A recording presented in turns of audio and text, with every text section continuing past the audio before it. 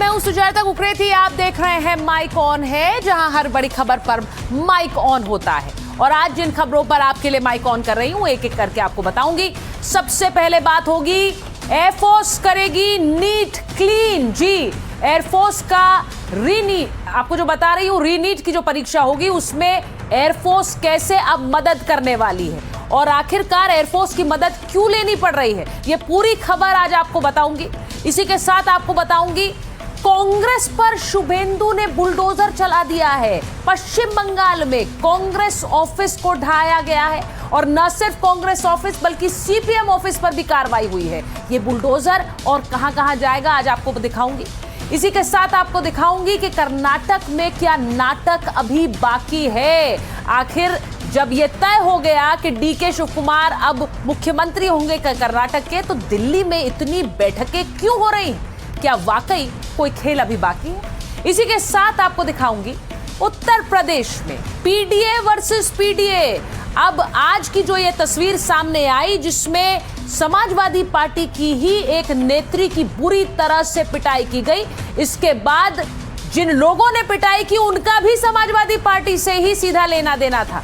ऐसे में पीडीए की नई परिभाषा बीजेपी ने दे दी है, वो आपको दिखाऊंगी। लेकिन सबसे पहले आपको दिखाती हूं बंगाल में शुभेंदु सरकार आने के बाद कैसे सबका हिसाब हो रहा है। आज कुछ ऐसी तस्वीरें आई, ऐसे वीडियोस आए जिन्हें देखकर आप भी हैरान रह जाएंगे। अब आपको दिखाती हूं कि पश्चिम बंगाल में कैसे सबका हिसाब हो रहा है। वसूली बाजों का हिसाब, घुसपैठियों का हिसाब और अवैध निर्माण जो कर रहे हैं उनका भी हिसाब। इन तीनों पर ही शुभेंदु अधिकारी की जो सरकार है वो कैसे एक एक करके चाबुक चला रही है। आज की सबसे पहली तस्वीर आपको दिखा देती हूं। टीएमसी के बहुत वरिष्ठ नेता है शौगत रॉय, और आज जब वो सड़क पर उतरे तो उनके विरोध में लोगों ने चोर चोर के नारे लगा दिए। ये जो आप तस्वीर शौगत रॉय की देख रहे हैं, शौगत रॉय उतरे थे और लोगों का आक्रोश कैसे उन पर टूट पड़ा। मैं कुछ नहीं कर रहा हूँ। चोर যাচ্ছে, চোর যাচ্ছে।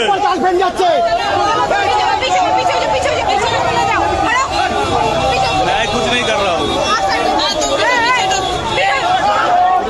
अब शौगत रॉय तो पहुंचे थे वहां पर थाने के पास रिपोर्ट दर्ज कराने, लेकिन उनके खिलाफ ही नारेबाजी होने लगी और उन्होंने कह दिया ये बीजेपी के थर्ड क्लास लोग हैं जो मेरे खिलाफ नारेबाजी कर रहे हैं। अब एक तस्वीर आपको और दिखाती हूँ।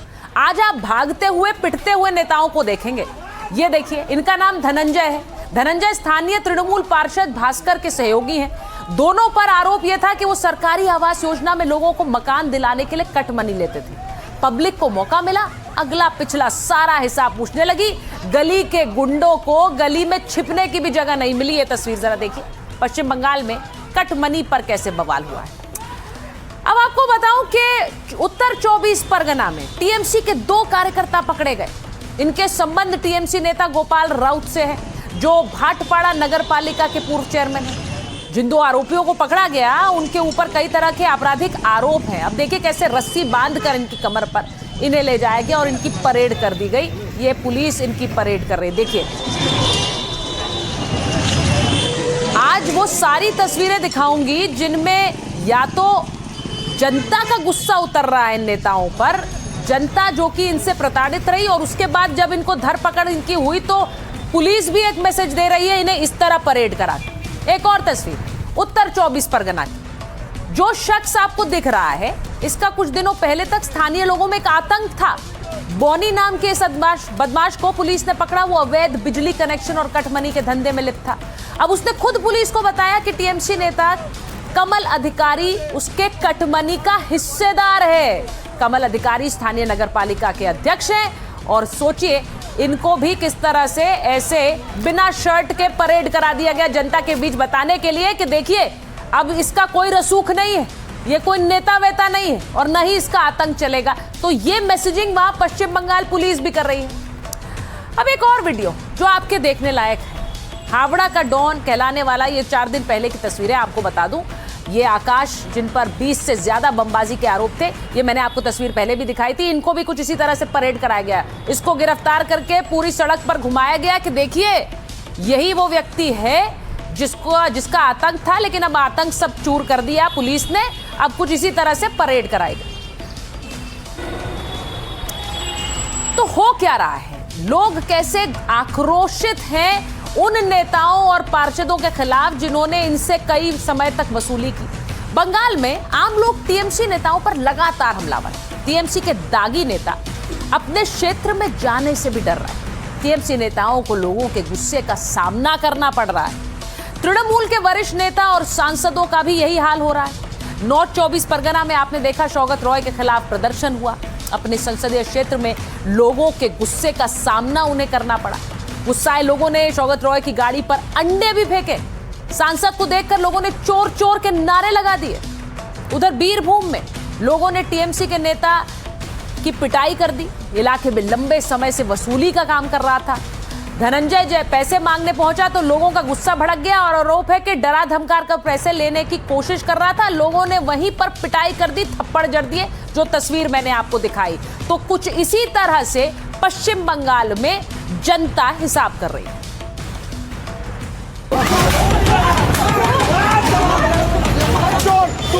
চোর যাচ্ছে। थर्ड क्लास लोग है बीजेपी के लोअर लोग। बीजेपी का कोई कंट्रोल नहीं है। युवा सभापति कौन डाले? এই দশা কেন আজকে তোমাকে হাফ প্যান্ট করে ফ্যান কোমরে দড়ি মানুষ আর পিষ্ট পিছনে চোর স্লোগান। बहुत सारे वर्कर अभी भी घर से बाहर हैं और वो बेसलेस केस दे रहे हैं। वो 5 इयर्स पहले का केस का नाम करके बहुत सारे फ्रेश वर्कर को वो लोग हैरास कर रहा है, डिटेन कर रहा है, केस दे रहा है, कोर्ट में भेज रहा है। তৃণমূল কংগ্রেসের যারা নেতা তারা পালিয়ে গেছে, যারা চুরি করেছে তারা পালিয়েছে। আমি চুরি করিনি, সেই জন্য এখনো আছি। চুরি করেছে নামটা বলে দাও। কমল অধিকারী। और 2026 में जब पब्लिक हम लोगों का खिलाफ राय दिया, हम बोलेंगे पब्लिक का मैंडेट हम लोग नहीं मान रहे, ऐसा तो नहीं हो सकता। भारतीय जनता पार्टी की जहां जहां भी सरकार है उसने विपक्ष को कमजोर करने का हर संभव प्रयास किया। एजेंसियों का दुरुपयोग किया, कानून का दुरुपयोग किया।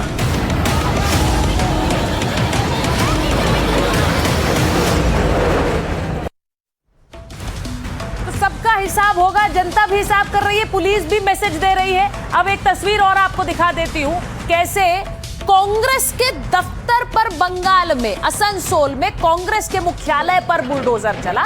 आप देख रहे हैं कांग्रेस का वहां उस पूरे दफ्तर पर कांग्रेस का चिन्ह भी बना हुआ है, कांग्रेस के नेताओं के नाम भी लगे हुए हैं। और इस दफ्तर पर आज बुलडोजर चला क्योंकि ये अवैध बना हुआ था।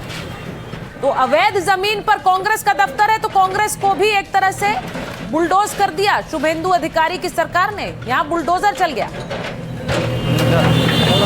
कांग्रेस के कार्यालय पर बुलडोजर चला।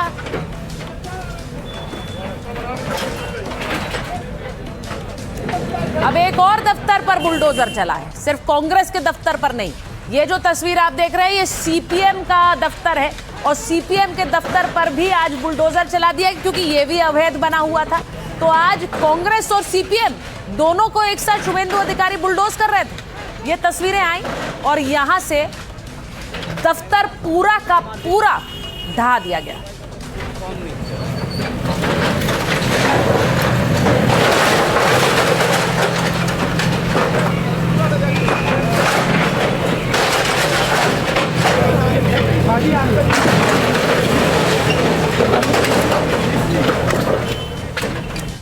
बंगाल में अवैध निर्माण पर लगातार बुलडोजर चल रहा है। असनसोल में अवैध कब्जा हटाने के लिए अभियान चला।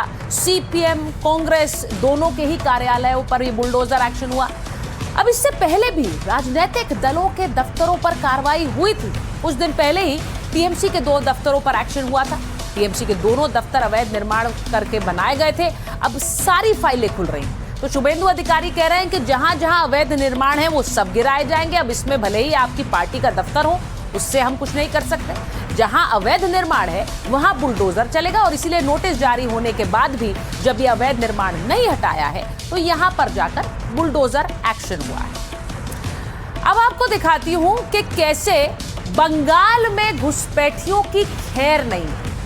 हकीमपुर चेकपोस्ट अब घुसपैठिए पहुंच रहे हैं। बंगाल में एक बहुत बड़ा एक्शन घुसपैठियों के खिलाफ हो रहा है, उसकी रिपोर्ट रोज आपको दिखाती हूं। ये देखिए कैसे अपना बोरिया बिस्तर बांधकर चेकपोस्ट की तरफ जा रहे हैं। ये बंगाल में घुसपैठियों के खिलाफ एक्शन हो रहा है। अब वो चेकपोस्ट पर पहुंच रहे हैं। ये पूरी लिस्ट बना ली गई है। देखिए बंगाल में घुसपैठियों को किस तरह निकालने की तैयारी हो चुकी है।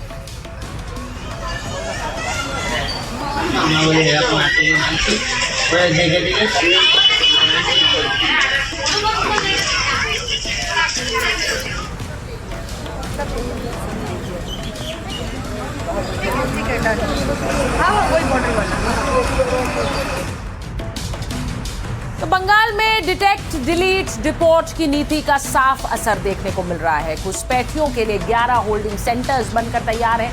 अब तक 386 घुसपैठियों को 386 को होल्डिंग सेंटर्स पहुंचा दिया गया है। अब इन संदिग्धों में 182 पुरुष हैं, 109 महिलाएं हैं और 95 बच्चे हैं। अब इनमें से कई तो खुद ही ये मानकर बैठे हैं कि वो घुसपैठिए हैं, वो गलत तरीके से आए हैं, वो अपने कागज भी उसी तरह से दिखा नहीं पा रहे हैं। इनमें बांग्लादेशी, रोहिंग्या शामिल हैं। सभी की पहचान और दस्तावेजों की जांच प्रक्रिया वहां पर जारी है। सबसे ज्यादा संदिग्धों की पहचान तो बशीरहाट में हुई। बशीरहाट क्षेत्र बांग्लादेश सीमा से सटा हुआ इलाका है। बशीरहाट में कुल 335 संदिग्धों को होल्डिंग सेंटर भेजा गया है। मुर्शिदाबाद इस कार्रवाई का एक बड़ा केंद्र बन गया है। कुल 19 संदिग्धों को होल्डिंग सेंटर भेजा गया है। मालदा में 9, दक्षिण दिनाजपुर में 8 को सेंटर में रखा गया है। अब इस जांच प्रक्रिया के तहत कुछ ऐसे हैं जो मान चुके हैं वो गलत तरीके से आए, वो कैमरे पर ये बयान भी दे रहे हैं। कुछ ऐसे हैं जो अभी भी कह रहे हैं हमारे पास कागज नहीं है, लेकिन हम घुसपैठिए नहीं है, लेकिन कागज नहीं है। और जिस तरह की उन पर कार्रवाई हो रही है उसके तहत अगर कोई भी कागज वो नहीं दिखा पा रहे हैं तो उन्हें होल्डिंग सेंटर जाना होगा। शुभेंदु सरकार के एक्शन पर बोले हैं अमित शाह। बंगाल में पहले भी रोज होती थी घुसपैठ, अब घुसपैठिए वापस जाने लगे।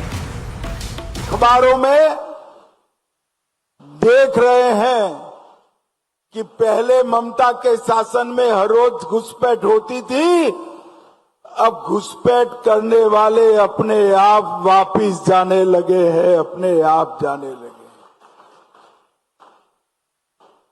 शुभेंदु जी ने, भाजपा बंगाल सरकार ने डिटेंशन सेंटर बनाए हैं, मगर हम सब लोग चाहते हैं कि जो घुसपैठ कर अवैध तरीके से आए हैं वो अपने आप जहां से आए हैं वहां वापिस चले जाए। अगर वो अपने आप चले जाते हैं तो बंगाल सरकार भी उन पर कोई केस नहीं करेगी, जाने के लिए उनकी सहायता भी करेगी। तो गृह मंत्री कह रहे हैं कि बंगाल की सरकार इनके जाने की बाकायदा सहायता करेगी अगर ये वापस जाना चाहते हो और खुलकर मान लेते हैं कि घुसपैठ करके आए। सरकार तो घुसपैठ के खिलाफ एक्शन में है। बंगाल के स्थानीय लोग चाहते हैं कि उनकी जमीन से घुसपैठियों को निकाला जाए और यही वजह है कि कूच बिहार में, ये तस्वीरें मैं आपको कूच बिहार की दिखा रही हूँ, कूच बिहार में लोगों ने अपने जमीन फेंसिंग लगाने के लिए डोनेट कर दी, क्योंकि कभी इनकी जमीन पर कब्जा तो कभी चोरी हुआ करती थी।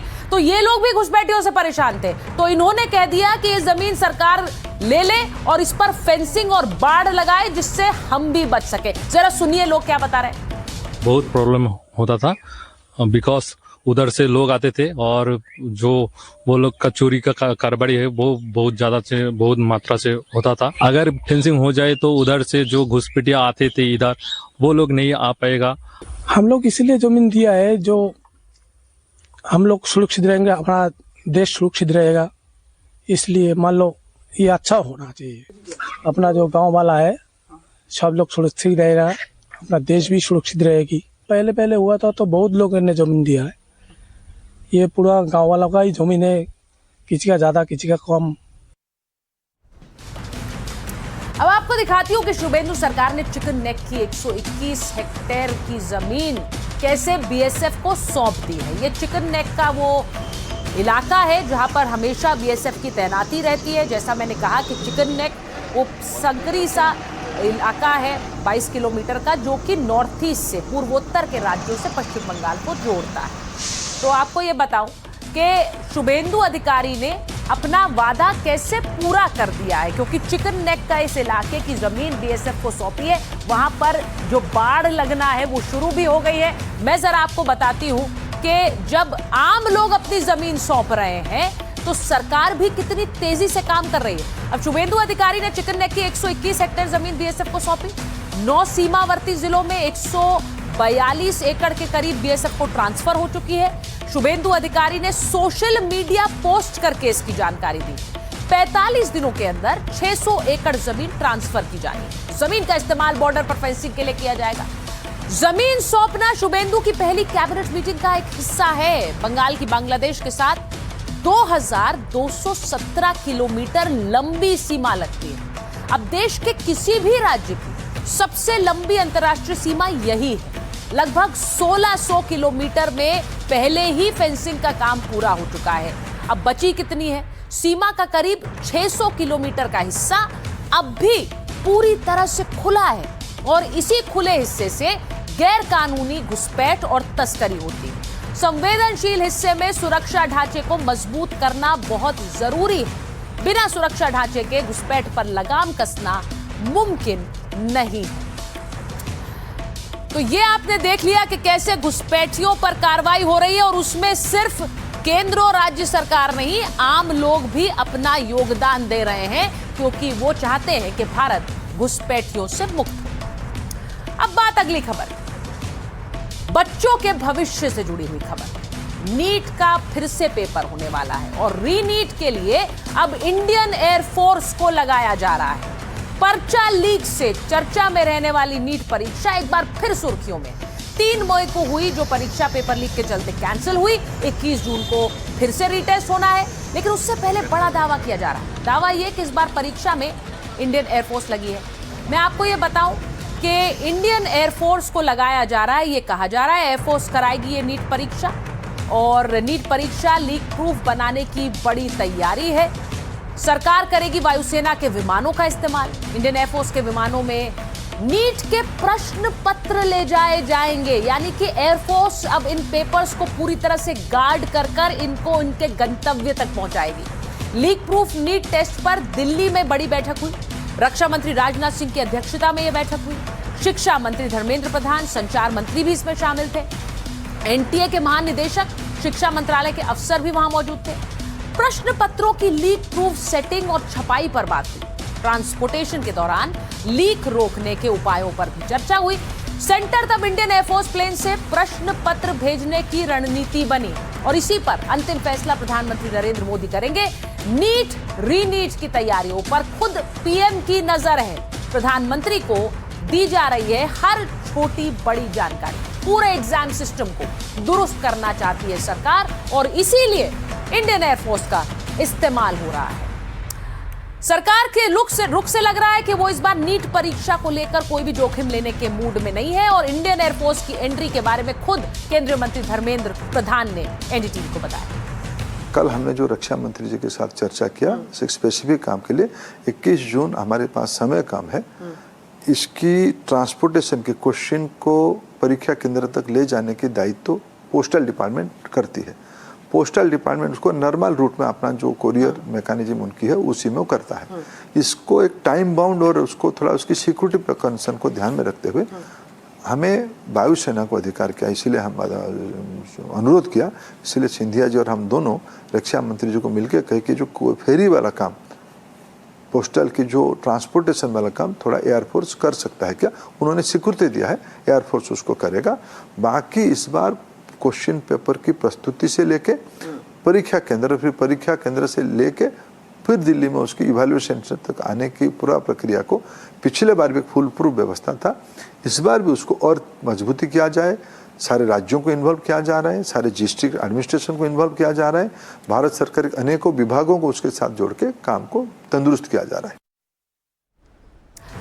अब आप सोच रहे होंगे कि इंडियन एयरफोर्स को इस पेपर के सिक्योरिटी के लिए लगाया जा रहा है, इंडियन एयरफोर्स के अधिकारी इसमें उतरेंगे, लेकिन दुनिया भर के देशों में कुछ इसी तरह की तैयारी होती है उनके एग्जाम्स की, लेकिन उनमें सबसे आगे चीन है, क्योंकि चीन में गाओकाओ का एग्जाम होता है। अब ये गाओकाओ क्या है? दुनिया की सबसे कठिन परीक्षा है गाओकाओ। गाओकाओ पास करने पर कॉलेजों में दाखिला मिलता है चीन में। अब गाओकाओ परीक्षा का पर्चा कभी लीक नहीं हुआ है, सैन्य अभियान की तरह होता है ये पूरा सुरक्षा इंतजाम। आपको बताऊं, जब गाओकाओ की तैयारी होती है तो 7 से 10 जून के बीच ये परीक्षा चलती है और पेपर तैयार करने की प्रक्रिया बहुत ज्यादा सीक्रेटिव यानी गोपनीय होती है। पेपर सेट करने वाले 3 महीने पहले चुन लिए जाते हैं। पेपर सेट करने वालों को मिलिट्री कैंप तक पे रखा जाता है। बाहरी दुनिया से पूरी तरह से इन्हें काट दिया जाता है। फोन, इंटरनेट के इस्तेमाल पर भी इनके पाबंदी रहती है। गोपनीयता बरतने की खास ट्रेनिंग इन्हें दी जाती है। प्रश्न पत्र डिजिटल फॉर्मेट में तैयार किए जाते हैं। कंप्यूटर हाई सिक्योरिटी सिस्टम से लैस होते हैं। डेटा की सुरक्षा में सेंध लगाना लगभग नामुमकिन है। सभी विषय के जो प्रश्न पत्र हैं वो जेलों के अंदर प्रिंट किए जाते हैं। स्टेट सीक्रेट ब्यूरो पूरे प्रोसेस पर नजर रखता है। प्रिंटिंग प्रेस और कर्मचारियों की 24 घंटे निगरानी होती है और करेंसी छापने वाली जगह से ज्यादा मजबूत सुरक्षा होती है जहां ये पेपर्स तैयार होते हैं। अब आप सोचिए, ये कॉलेज के एग्जाम के पेपर्स हैं, यानी कि जब आप यहाँ 12वीं करें और उसके बाद आप ग्रेजुएशन के लिए जाते हैं, उसी परीक्षा को चीन में गाओकाओ कहते हैं। तो छात्र ट्रैफिक में ना फंसे, इसके लिए भी खास इंतजाम होते हैं। शहरों में गाड़ियों की आवाजाही रोक दी जाती है। परीक्षा केंद्रों पर गड़बड़ी रोकने का एक फुल प्रूफ सिस्टम। सेंटर पर फेस रिकॉग्निशन, बायोमेट्रिक वेरिफिकेशंस होते हैं और एआई कैमरों से परीक्षा हॉल की निगरानी की जाती है। परीक्षा के दौरान एआई एप्स की कई सर्विसेज बंद रहती हैं। सवाल जवाब वाले फीचर्स को भी बंद कर दिया जाता है कि कहीं कोई सवाल देखकर उसका जवाब किसी तरह से ना पहुंचा दिए। बहुत एक फुल प्रूफ प्लान है जो चीन ने अपने यहाँ गाओकाओ के लिए तैयार किया है। और इसीलिए आपको बताया, क्योंकि भारत अब नीट में अगर एयरफोर्स लगा रहा है तो देखिए चीन में क्या क्या हो रहा है। सुप्रीम मैं आपको ये भी बताऊं कि जिस नीट को लेकर इतने सवाल उठ रहे हैं, उसे लेकर छोटे बच्चे जो कि अभी 11वीं 12वीं में है, वो भी सवाल उठा रहे हैं। जरा सुनिए। अगर वो पेपर सिक्योर नहीं कर रहे हैं तो फिर वो किस काम की जिम्मेदारी ले रहे हैं कि आप बच्चों को इतना अच्छा फ्यूचर दोगे। आप एक पेपर आप सिक्योर नहीं कर पा रहे हो जो कि 22 लाख बच्चों का फ्यूचर बर्बाद कर, जिसमें कि सिर्फ 1.5 लाख बच्चे पास कर पाते हैं, सेलेक्ट हो पाते हैं। तो फिर ये कैसे होगा? पॉइंट ये कि उसको सिक्योर रख पाओगे अभी या नहीं, बिकॉज अगर ऑलरेडी इतनी 4 साल में 4 पेपर लीक हो चुके हैं। लास्ट ईयर एनईटी भी लीक हो रखा था। 2024 का भी वो पूरा सिचुएशन हुई थी। तो point is whether they have the capability to keep it safe. बहुत बच्चे 7th 8th से पढ़ाई कर रहे हैं और हम लोग बहुत कुछ सैक्रिफाइस करते हैं। हम लोग बहुत अपना पूरी जी जान लगाते हैं उसके लिए, और वो एक मोमेंट में बस एक गलती के कारण, एक गवर्नमेंट की गलती के कारण वो पूरे 4-5 साल का इतना मेहनत वेस्ट हो जाना, वो पूरा वापस शुरू से शुरू करना, दैट इज़ वेरी डिफिकल्ट। ये बिल्कुल उनके मेंटल एंजाइटी को बढ़ाता है। एक जो इतना बड़ा बर्डन जो गया था, अब वो बिल्ड हो रहा है, उनको सारी मेहनत वापस करनी पड़ रही है। तो आपने सुना, बच्चों के बहुत सारे सवाल हैं और शायद यही वजह है कि अब पूरी फुल प्रूफ सिक्योरिटी के साथ नीट का एग्जाम कराने की तैयारी है, जिसमें इंडियन एयरफोर्स की मदद ली जा रही है। बढ़ते अगली खबर पर। चंदौली में समाजवादी पार्टी की महिला नेता से मारपीट हुई और सपा महिला जिलाध्यक्ष है गार्गी सिंह पटेल। सीसीटीवी में पूरी पिटाई कैद हुई है। ये तस्वीरें जो मैं आपको दिखा रही हूं, चंदौली में सपा की जिला अध्यक्ष, उनसे बुरी तरह से मारपीट, कैसे बाल पकड़कर खींचे गए, कैसे बुरी तरह से पीटा जा रहा है। फुल फ्रेम दिखाइए इस तस्वीर। गार्गी सिंह के घर में घुसकर मारपीट हुई। मारपीट का सीसीटीवी वीडियो सोशल मीडिया पर वायरल है। कई लोग महिला नेता पर हमला करते दिखाई दे रहे हैं। गंभीर रूप से घायल गार्गी को अस्पताल में भर्ती कराया गया। आरोप है कि करीब 5 लोग गार्गी के घर में घुसे थे और ये इस तरह से मारपीट की गई। अब ये लोग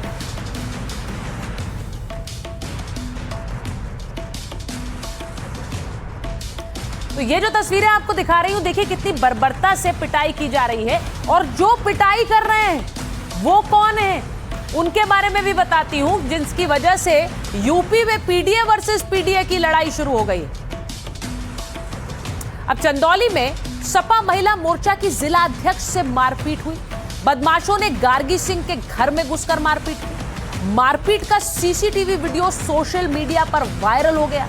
कई लोग महिला नेता पर हमला करते हुए इसमें दिखाई देते हैं। गंभीर रूप से घायल गार्गी को अस्पताल में भर्ती कराया गया। आरोप है कि करीब 5 लोग गार्गी के घर में घुसे थे। हमलावरों में 2 युवक और 2 महिलाएं शामिल हैं।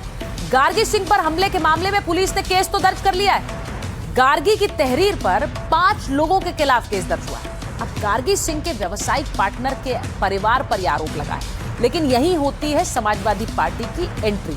प्यारे लाल यादव उर्फ मामा गार्गी के व्यावसायिक पार्टनर तो हैं, उस जमीन का काम भी करते हैं, लेकिन वो वाराणसी में सपा के ब्लॉक प्रमुख रह चुके हैं। प्यारेलाल की पत्नी, 2 बेटों और बेटी पर यह मुकदमा दर्ज हुआ है। अब सपा के सिद्धांत जायसवाल के खिलाफ भी केस दर्ज हुआ है, यानी कि सपा की नेत्री पर सपा के दूसरे नेताओं पर ही आरोप लग रहा है कि इन्होंने पीटा है। तो अस्पताल में भर्ती गार्गी सिंह पटेल ने खुद क्या बताया कि उन्हें पीटने कौन आया, जरा सुनिए।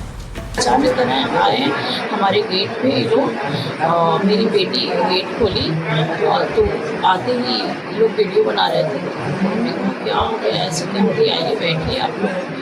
तो वो लोग मेरी बच्ची को गाली देना स्टार्ट कर दिए, तो मेरी बेटी उसका रिप्लाई कर रही थी कुछ भी, मतलब कि ऐसे गलत मत बोलिए मेरी मम्मी को, ठीक है। अब उतने में उनका बेटा जो अमित यादव है और मनोज यादव, ये दोनों हमारी बेटी को मालूम लगा। मैं उसी में बचाने लगी, और बचाने में मुझे बाल पकड़ के घसीट मुझे इतनी बुरी तरीके से मारा गया।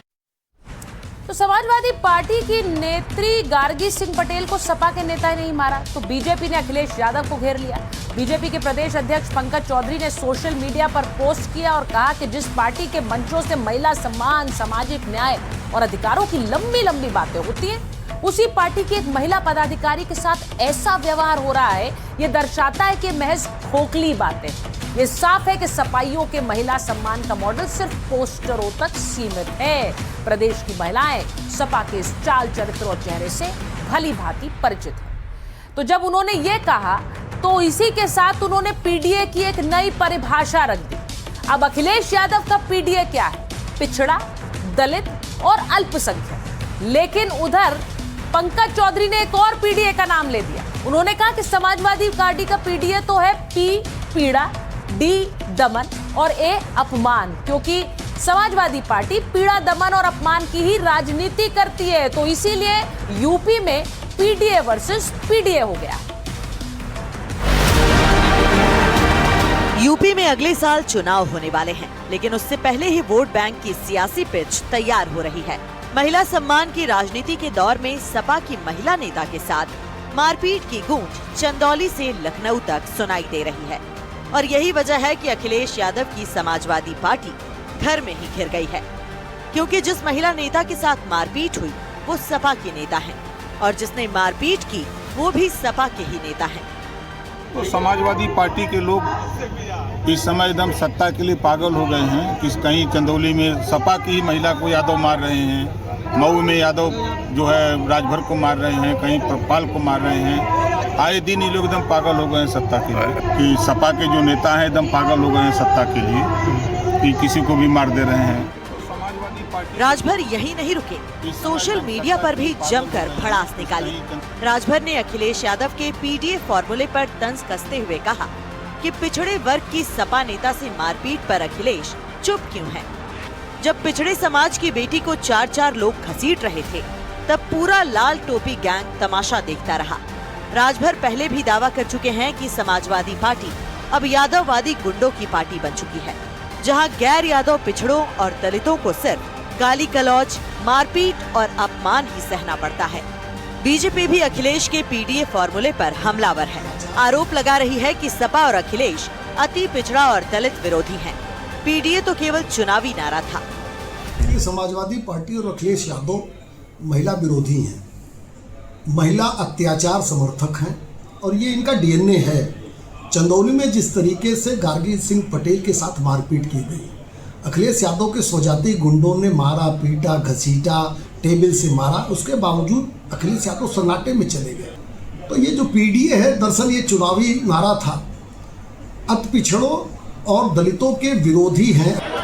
बीजेपी ने पीडीए फॉर्मूले पर अखिलेश को घेरा तो समाजवादी पार्टी महिलाओं के मुद्दे पर बीजेपी पर निशाना साधने में जुट गई। ऐसी भारतीय जनता पार्टी की सरकार जो केवल महिलाओं को अपमानित करने का काम करती है, बड़ी बड़ी बातें करती, बेटी बचाओ बेटी पढ़ाओ की बात करती, लेकिन असल में भारतीय जनता पार्टी वो सभी मोर्चों पे फेल है।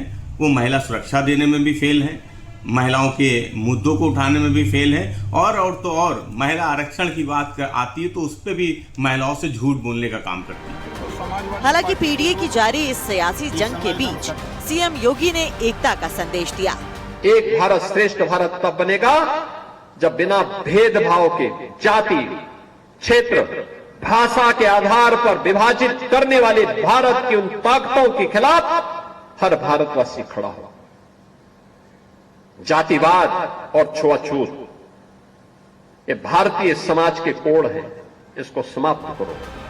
साफ है कि 27 की सियासी पिच पर उतरने से पहले अखिलेश पीडीए का नारा दे रहे थे, लेकिन उनकी पार्टी के नेता ही अखिलेश के फॉर्मूले में सेंध लगा रहे हैं। हाल ही में हुई तमाम घटनाओं ने सपा के अंदर ही यादव वर्सेस पिछड़ों की लड़ाई छेड़ दी है, तो दूसरी तरफ सीएम योगी आदित्यनाथ जातिवाद को खत्म कर एकजुट होने की अपील कर रहे हैं, जिसका असर अब चुनाव में देखने को मिल सकता है। और अब बात करते हैं कर्नाटक की। क्या वहां पर ब्लैकमेल का खेल चल रहा है? ये क्यों कह रही हूं मैं, क्योंकि बैठकें तो बहुत सारी हो रही है। जब ये तय हो गया कि डीके शिव कुमार अब कर्नाटक के मुख्यमंत्री होंगे, तो बैठकों का क्या मतलब है? सबसे पहले आपको दिखाती हूँ तस्वीर। आज दिल्ली में मल्लिकार्जुन खड़गे से मिलने पहुंचे थे सिद्धरामैया। ये देखिए, सिद्धरामैया की तस्वीरें आई, खड़गे से मिले सिद्धरामैया। और सिर्फ ये नहीं, एक एक करके कई बैठकें हुई। अब ये एक तस्वीर थी, इसकी दूसरी तस्वीर आपको दिखाती हूँ। राहुल गांधी से मिलने पहुंचे सिद्धरामैया। अब ये वही है जो बैठकें इस अनाउंसमेंट से पहले चल रही थी कि डीके शिव कुमार कर्नाटक के अगले मुख्यमंत्री होंगे। तो यहाँ वो मिल भी रहे हैं, बात भी कर रहे हैं, हाथ भी मिला रहे हैं, गले भी मिल रहे हैं, लेकिन चल क्या रहा है, सवाल ये है। अब आपको बताती हूँ कि सिद्धरामैया क्या कर्नाटक को लेकर अभी भी कुछ अलग सोच रहे हैं। सिद्धरामैया ने दिल्ली में खड़गे से मुलाकात की, राहुल गांधी से भी मीटिंग की, दिल्ली में डीके और सिद्धा के बीच भी एक बैठक हुई। अब सिद्धरामैया की इन बैठकों का मतलब क्या है? क्या सिद्धरामैया अपनी शर्तें मनवाना चाहते हैं? आला कमान के कहने पर इस्तीफा दिया, ये सिद्धरामैया कह चुके हैं। यानी उन्होंने कहा, इसका सीधा दूसरा मतलब ये निकलता है कि मैं नहीं चाहता था, पर आला कमान ने कहा तो मैंने दे दिया। बताना चाहते थे कि इस्तीफा देकर वो खुश नहीं है। राज्यसभा भेजे जाने का ऑफर भी ठुकरा चुके हैं। कर्नाटक में ही पावर सेंटर बने रहना चाहते हैं क्या? तो सवाल ये है कि अगर वो कर्नाटक में पावर सेंटर बने रहेंगे तो दिक्कत किसे होगी? क्योंकि एक पूरी की पूरी डिमांड लिस्ट अब सामने आ गई। सिद्धरामैया की डिमांड लिस्ट। कर्नाटक मंत्रिमंडल में एक बड़ा फेरबदल हो सकता है, आधे से ज्यादा मंत्रियों की छुट्टी हो सकती है। ऐसे में बेटे यतीन्द्र को मंत्री बनवाना चाहते हैं सिद्धरामैया। अब यतीन्द्र के लिए स्वास्थ्य मंत्रालय चाहते हैं, कई लोग तो ये कह रहे हैं वो डेप्यूटी सीएम चाहते हैं अपने बेटे को बनवाना। करीबियों को अहम मंत्रालय भी दिलवाना चाहते हैं, क्योंकि अब अगर मंत्रिमंडल में फेरबदल होगा तो उनके करीबी भी मंत्रिमंडल में रहे, ये उन्होंने राहुल गांधी से कह दिया है, ऐसा बताया जा रहा है। कर्नाटक में राज्यसभा की 4 सीटों पर चुनाव है। राज्यसभा चुनाव में उनके पसंद का उम्मीदवार होना चाहिए, ये भी उन्होंने मैसेज दे दिया। सिद्धरामैया ने राहुल को पसंद के कैंडिडेट्स भी बता दिए। एमएलसी चुनाव में भी पसंद के कैंडिडेट्स को चाहते हैं, तो करीबी अफसरों के लिए भी महत्वपूर्ण पद रहे। अगर ये सब होगा तो इसका सीधा मतलब ये होगा कि सरकार से प्रशासन तक मजबूत पकड़ सिद्धरामैया की बनी रहेगी। और अगर ऐसा होगा तो किसका मतलब क्या है कि क्या कर्नाटक में एक पावर टसल होगी, यानी कि कुर्सी को लेकर एक जंग बनी रहेगी। ये तय करना होगा। बहरहाल माइक ऑन है में आज के लिए फिलहाल इतना ही। आपसे मुलाकात होगी एक बार फिर से सोमवार रात।